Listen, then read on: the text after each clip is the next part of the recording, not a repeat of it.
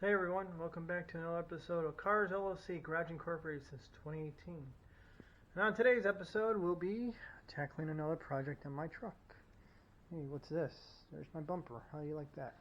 Well, we're not replacing the bumper. What we're doing is replacing body mounts. Something I've done before. Not a body guy either, but I've seen some YouTube videos about this, and it does look pretty straightforward. Now, I already got this pretty much all apart.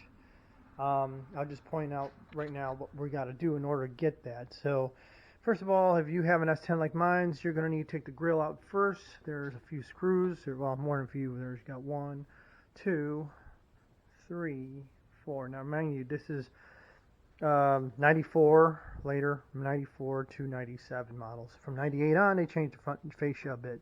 So then there's another one. So you grab those, get them out of here, pops out. You see there's your little screws here. Then you come to the bumper. So the bumper got bolts. So you got, and these are Torx T50 bolts that you need to get to remove this. So, and hopefully yours is not that rusted. Luckily for me, it wasn't that bad, but I want to clean them down. So there's 1, 2, 3, and 4. So those are the 4 you got to remove on top of 2 bolts. If you want to keep it intact, there's the body ones that goes to the frame. So there's a bolt under here where my finger is. That's 1 bolt. And there's another one right there.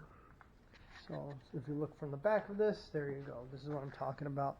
So there's a bolt that goes in here. It's pretty much like an alignment area where you can move the bumper a little forward back. I don't think you really have much to go on with that though, but that's where it's at. So let's see. Didn't say what size. I know these are T50, like I said. These are your 14 or 15 millimeter bolts that goes on there. So.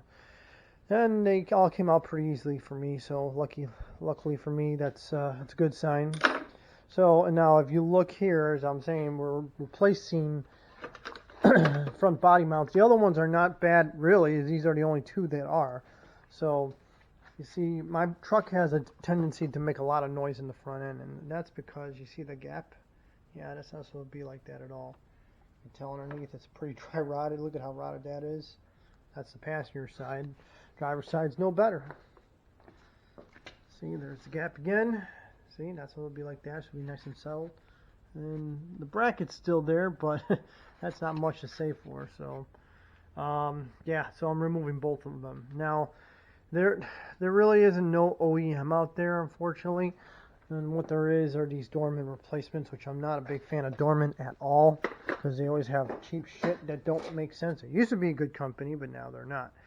So this is the part number. Hopefully this is correct, because a lot of times aftermarket don't fit as you would think it would. So we'll see if it does. If it does, great. If it doesn't, well, then I don't know who to blame for it. Not me, but the company that I can't, or companies that don't even make these. I mean, this is such a common truck. Why wouldn't you make these? So just want to point that out at the moment.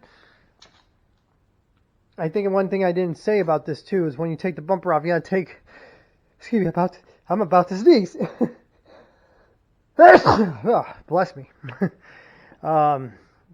So yeah, so if you have fog lights like I do, you have to take the disconnectors. You got to take the connectors. Disconnect the connectors from one side to the other side. Then you got the turn signal bulbs and the side markers that go on the side. So that's pretty straightforward. So yeah, see, if I'm this far, I might as well just start taking the fender off and then replacing the radiator support too, because it's rusted out right back there. So, but that'll be another project for another time. So yeah, so that's pretty much it for the time being. We'll see how far we get with this. Stay tuned to the next video.